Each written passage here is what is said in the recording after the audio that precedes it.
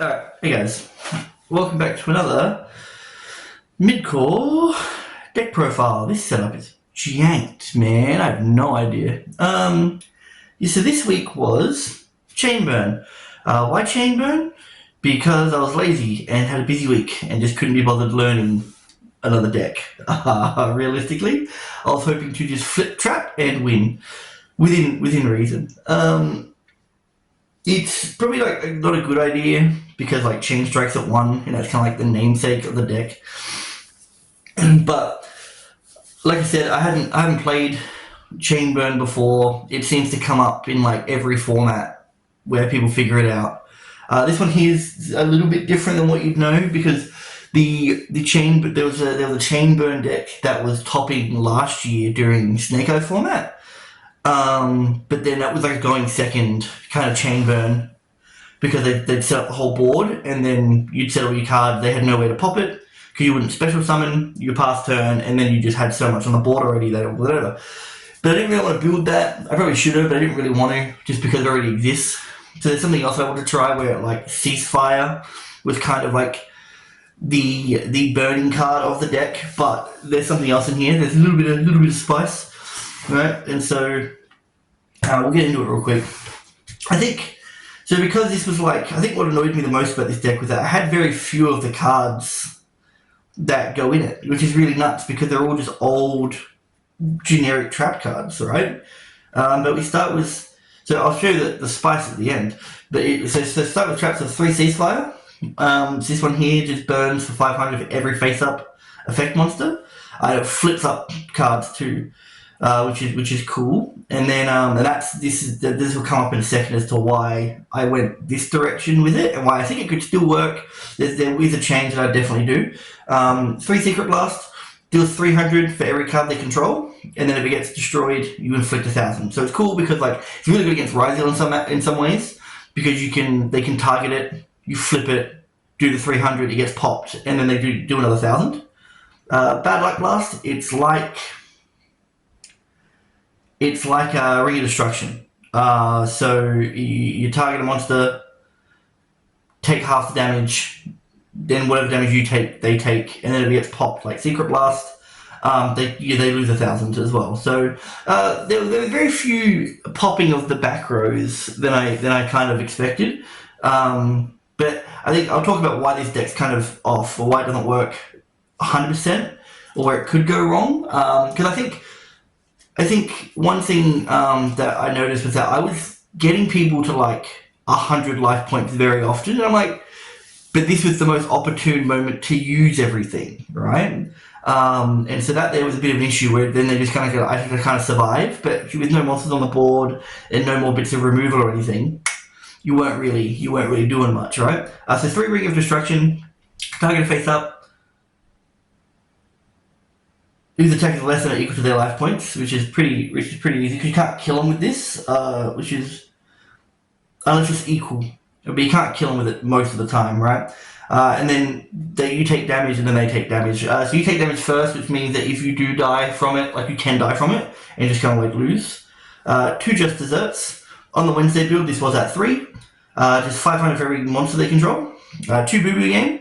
This is what kind of keeps you in the game a lot of the time. I did see some lists that weren't even playing it, but if they do just like mass board wipe, like it's really good going first in games 2 and 3, because they do just like Lightning Storm, Harpies. You get to reset everything, and then they're pretty much like that's because you get to activate them because they're ready to be destroyed. So if you do have stuff on board or they got stuff in here like you've got Secret Barrel up or whatever like that, you can burn them.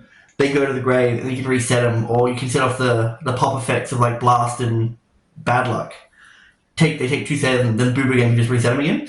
And none of these things are once per turn, which is great, except for Boo Boo Game. But 2 Morella, because you'll be dumping. I'll put it here. You'll be dumping transaction rollback pretty much all the time, unless you've already opened it and you want to dump something else that you want to banish off. But most of the time, there's pretty much a setup here. I don't like this too much. But the rollback's really nice when it goes off. So that's neat. You just need a better way to get this to graveyard, I think. I think Morella's the only way to do it. 2 Trap Trick, because it pretty much gets to anything else that you might need. Trap Trick is kind of crazy. I think they usually be at 3. because it really lets you fix a lot of your hands. But you have to time it, because then you only got to activate one more trap that turn. So you do have to time it. Two Gravity Trap Hole, which is they activate a monster effect in hand or graveyard or banished. Negate it, inflict 2k. That's not too bad. That's pretty good. I like Gravity Trap Hole a lot. 2 Secret Barrel, 200 for every for the cards in their hand and on the field. And then the Chain Strike, which is the namesake of the deck. So this one here, activate Chain Link 2 or higher, inflict 400 damage to your opponent times the Chain Link number of this card, and you can't activate it if multiple cards are effects of the same name. So stuff like SP completely gets around this. Like if they go like SP, and you know that you can start doing stuff.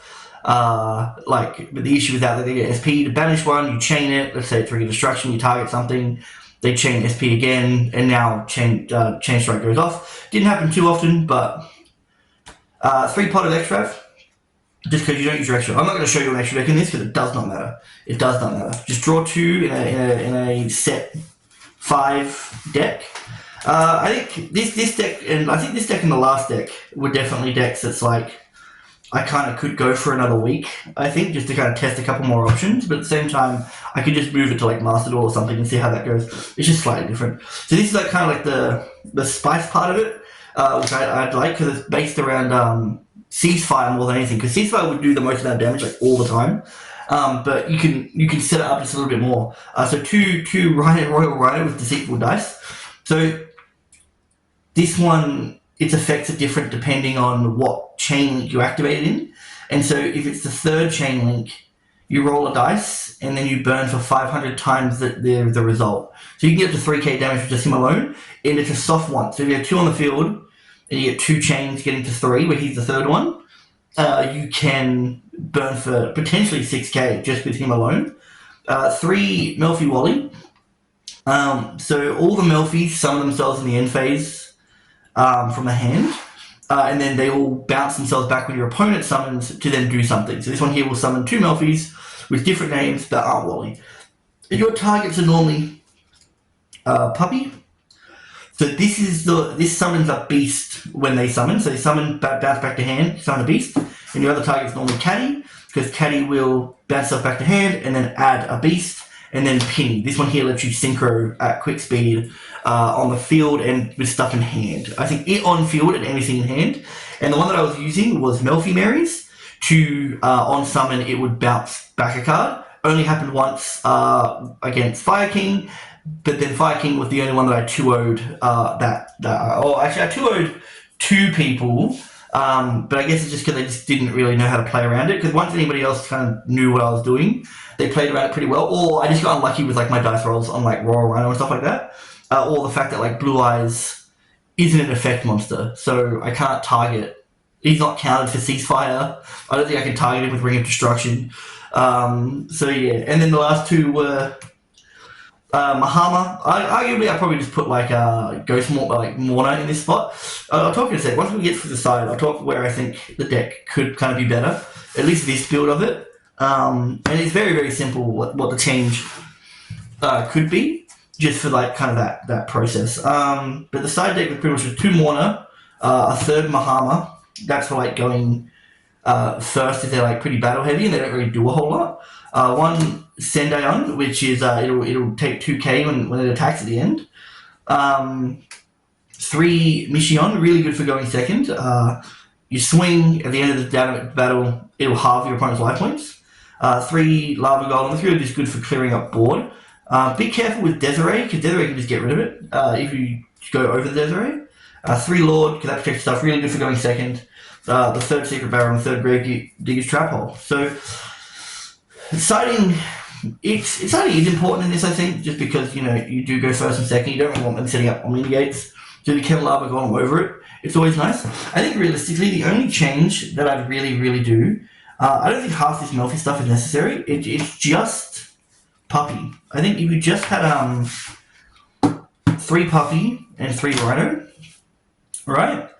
So 3 Puppy, 3 Rhino. This gives, so right now I'm playing, so I think if you go 3 Puppy, 3 Rhino, and you chuck in like Lord of the Heavenly Prison or Lava Golem in the main, so then you have 9 monsters. So it'd be like that, and then potentially, I think Lord's better in the main just for when you have to go second. But Lava Golem's not too bad either if you do have to go second and still kind of build up from there. But a lot of the time, you're probably pretty fine, right? So three. So I think like that there is probably a good monster lineup, and that gives you 31. Oh, then you got the extras, which I just put the third one underneath there, and the change draw. Oh no, there he is. There's three there. So the extras and the strikes, that puts you at 13 cards. So you've got 27 traps, which means you could just play more at 3, like Just Desserts or Trap Trick. Because also this ups Ceasefire's effect if you have more stuff on board. That was the whole point of the Melffy stuff, was just to get more stuff on board. So then Ceasefire would do more. And then along with the Royal Rhino, between Ceasefire, Royal Rhino, and then having stuff on board, those 2 cards should pretty much just finish it with whatever else you might have set. But that's like, if the bare minimum is a Rhino and a Ceasefire, you're doing most of it. You're doing most of the damage. But yeah, that was the idea anyway. It worked. It did work technically. But like I said, a lot of the time I got down to like 100, or my opponent kind of figured out what was going on. They played around it a bit. Lord of the Heavenly Prison just shuts down Unchained, which is hilarious. So I did make a mistake in that thing where I summoned the Lord so I could set one later. But realistically, if I just kept this thing revealed, he wouldn't have been able to get anywhere close to game before I was like popping traps and stuff like that. Or like burning stuff with the trap cards and that's kind of like, that's the deck. Pretty short one, I think. Oh, and also I think you could put Card of Demise in this. I wasn't going to, because I'm like, oh, it'll just clog up my zones, and I just have to like, I'll have to like dump stuff to the graveyard. But one, it's like, if you have like Transaction Rollback Engrave and a good trap, that's technically a live activation of a trap if you do go Card of Demise, right? If you set your other stuff, you know, and draw into like a Transaction Rollback and send, but at the same time, if you're like if you've opened Card of Demise and 4 traps, and you set 4 traps and then just pass turn, or even like Deceitful Dice and 3 traps, right, and pass turn, and then you do some stuff, you pop some stuff with Ring or whatever like that, or they can't kill you through anything, right? You can Card of Demise the next turn. You Card of Demise the next turn, and then you're back to 3 traps probably in hand. So it's just kind of like, it's actually not a bad idea at all, I think. And I don't think I saw it in any list, which was weird. This could also just be Mourner, I think. Now, thinking about it now, I think for main, I think you could just main Mourner instead and keep this in the side. And then that's another way of just kind of like burning as well. But yeah, it worked. Like, honestly, for a brain dead deck that just like, I didn't have to think a whole lot, I did have to think more than I thought, because I had to keep doing math. And then for going second, actually, but I'll talk about this real quick. I think just as I think going second options, if you did want to build going second and you wanted to not play Rhino and stuff like that, I do think that just these ones, they just work really, really well together if you do open both. Because so the Time Lords have an issue with being banished or negated, right? And so Malice matchup isn't going to be great, but realistically, any other deck, they're not getting rid of it on your turn. Because they can't be destroyed by battle card effects. And so, with both in hand, if they do go to battle and you do swing, and you swing into their biggest thing, right? And if they do take half their damage, or if they don't negate it, they take half their damage, they take half their life. But if they do negate it, and then this thing dies in the battle step, you summon the Mahama, and then deal the same damage back. And then you can set your 3 cards and pass turn into a board, which is normally probably game from there. But this is another deck that I wish I had more time with. But I didn't really want to go. Just a new deck a week. Like, definitely stuff that I'll probably bring back at some point. Because why not, right? Because it was fun. It was fun just to like kind of sit there and set 4 like quickest turns in the world.